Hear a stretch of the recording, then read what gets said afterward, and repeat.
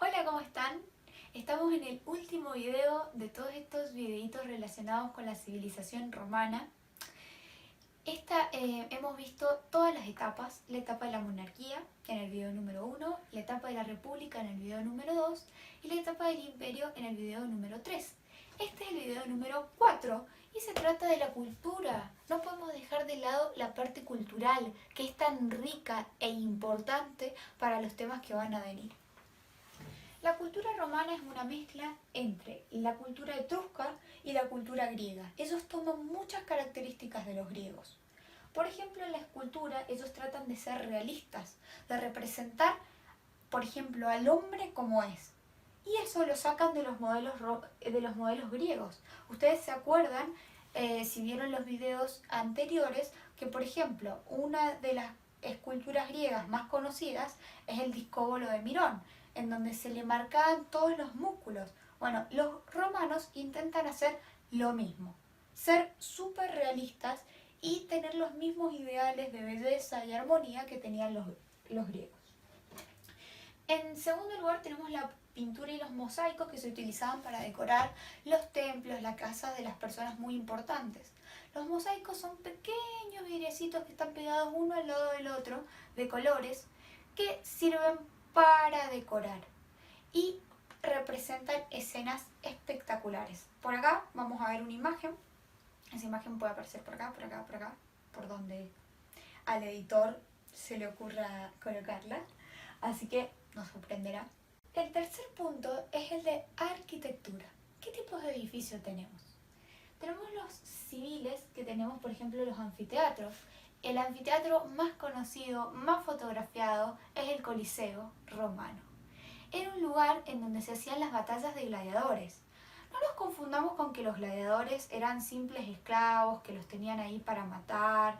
No, los gladiadores eran unos guerreros a los cuales se les daba muchísima importancia y hasta tenían como una especie de club de fans. Hay inscripciones en donde se elegía a uno, se prefería a otro.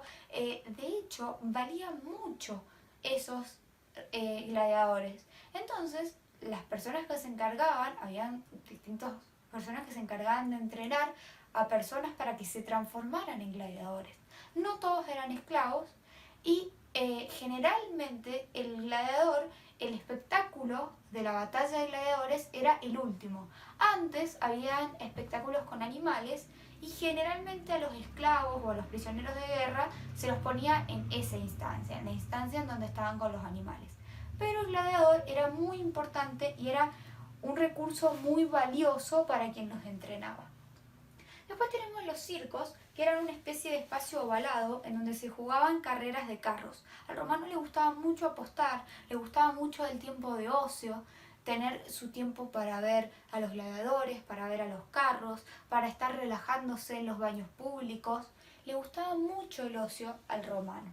Después tenemos los edificios religiosos, en donde tenemos los templos, los monumentos conmemorativos en donde se ponían victorias y hazañas militares. Acá tenemos por ejemplo un arco del triunfo, que uno de los que queda es el arco del triunfo de Tito, y las columnas, y una de las columnas que podemos ver hoy en Roma es la columna del emperador Trajano, que tiene como en el relieve de esa columna todas sus victorias. Por último, tenemos las obras públicas, caminos, puentes, acueductos. Los romanos crearon una cantidad de caminos impresionantes.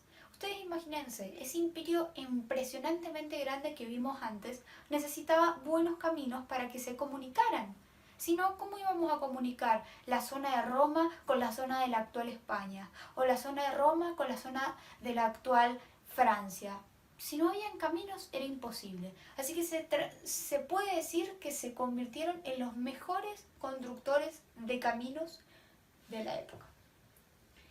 Después, ¿qué tenía una ciudad romana? Lo más importante era el foro, que era la plaza pública. En un foro romano siempre había un templo que estaba dedicado generalmente a uno de los dioses más importantes, ya sea Minerva o Júpiter, una curia, que era donde se reunía la asamblea, y una basílica, que era el lugar en donde se celebraban los juicios.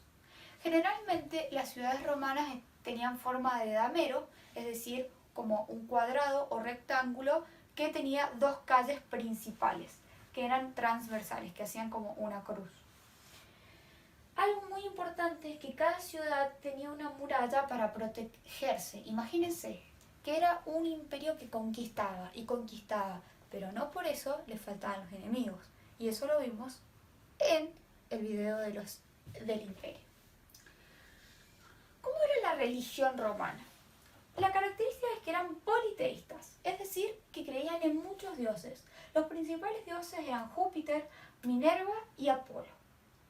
¿Qué cultos tenían los romanos? Cultos populares, al aire libre, en honor a las divinidades agrarias, los cultos oficiales, que se llevaban a cabo en los templos, y los cultos domésticos, que se realizaban en los hogares. Ahora vamos a ver un tema que es súper importante para los futuros temas que vamos a ver y para la historia de la humanidad en general, y es el origen y difusión del cristianismo. El cristianismo se origina en lo que es la región de Palestina. En el mapa que vamos a ver a continuación vamos a ver en dónde se ubica esta región. Actualmente es una región muy complicada porque es generalmente una zona muy bombardeada, muy disputada. Entonces, hoy por hoy es una región muy compleja. Así nace Jesús, un niño que nace en la ciudad de Belén y que al crecer comienza a difundir un mensaje. Junto con 12 discípulos comienza a dar un mensaje en donde él profesa el amor al prójimo, el amor a Dios, a un único Dios que era su Padre, la caridad, ser benevolente. Empieza a dar un mensaje de amor muy grande y esto hace que lo empiecen a seguir muchas personas. El pueblo en donde él nace es el pueblo hebreo. El pueblo hebreo tenía como religión el judaísmo. El judaísmo es una religión también monoteísta que cree en un solo Dios, cuyo principal libro es la Torá, que tiene los principales preceptos, dogmas de los judíos. Al pasar el tiempo, cuando Jesús empieza a tener muchos seguidores, los hebreos comienzan a verlo con un poco de celos, empiezan a considerar que él está mintiendo, que él no es el Hijo de Dios, sino que él no podía ser lo que los cristianos llaman el Mesías, el Hijo de Dios. Entonces, buscan la manera para matarlo. Existía la posibilidad de la crucifixión, que es decir, la muerte en una cruz. Pero para eso tenían que pedir permiso a los romanos. Jesús nace en tiempos de Augusto y vive durante los tiempos de Tiberio. Resulta que hoy por hoy nosotros celebramos algo que se llama la Semana Santa, que es la pasión, muerte y resurrección de Jesús. Bueno, en la época esta que estamos hablando, resulta que estas personas que se llaman fariseos comienzan a decir que Jesús está mintiendo, que él no es el Hijo de Dios y buscan a los romanos. Los romanos, por miedo a que se levante este pueblo, les deciden que ellos hagan lo que quieran con este hombre. Los hebreos deciden crucificarlo. Posteriormente, eso es lo que se celebra en la Semana Santa, se celebra la resurrección, es decir, que Jesús vuelve a vivir y está un tiempo con sus apóstoles. Posteriormente, vuelve al cielo y los apóstoles comienzan a expandir su mensaje. Uno de los principales es Pablo de Tarso, un judío que se convierte al cristianismo. Cristianismo porque viene de Cristo y a los seguidores se los llama cristianos, a los seguidores de Cristo. Entonces Pablo de Tarso comienza a realizar viajes, en donde va contando este mensaje de amor de Jesús, En el mapa que vemos a continuación podemos ver cómo se empieza a expandir. ¿Cómo toman los romanos esto? Al principio se empiezan a formar comunidades de personas que creen en este mensaje, que creen en que Jesús resucitó, que es hijo de Dios y en un solo Dios. Eso choca un poco con las ideas romanas, en las cuales los romanos creían en muchos dioses, y como que les da un poco de miedo porque es como que no estaban aceptando la autoridad del emperador y no estaban realizando los cultos oficiales. Entonces, al principio, a estas comunidades cristianas se las comienza a perseguir. El primero en perseguir a los cristianos en generar una gran persecución, es Nerón, quien los acusa de un gran incendio que se produce en la ciudad y los empiezan a perseguir. Posteriormente a esto, la mayoría de los emperadores los persiguen, los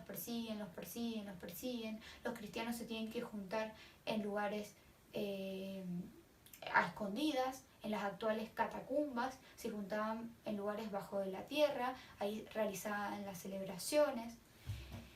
¿Y cuándo cambia esto? Cambia con Constantino. ¿Se acuerdan cuando vimos que Constantino había solucionado muchos problemas y había cambiado la capital? Bueno, ese mismo Constantino es quien dice, bueno, no los vamos a perseguir más, vamos a aceptar la libertad de culto, si ellos quieren creer en eso, que crean en eso. Posteriormente, Teodosio, el mismo que divide definitivamente el imperio en imperio de Occidente y de Oriente, se convierte al cristianismo y decide que esa va a ser la religión oficial del Imperio Romano de Occidente. Imagínense, pasan de perseguirlos a que ésta se transforme en la religión oficial. Esto se va a expandir y todas las creencias, las religiones y las iglesias van a tomar al cristianismo como religión oficial. Y esto va a ser muy, muy importante para la etapa que viene en la siguiente seguidilla de videos, que es la Edad Media y dentro de la Edad Media las invasiones bárbaras. Hemos terminado con todos estos temas, espero haber podido ser clara. Me encanta poder comunicarme con ustedes a través de videos, poder enseñarles un poquito de lo que tanto me apasiona. Acuérdense de quedarse en casa, de hacer la cuarentena y de mantenerse sanos para cuidarse ustedes y cuidar a los que los rodean. Los espero en un próximo video y los saludo a todos.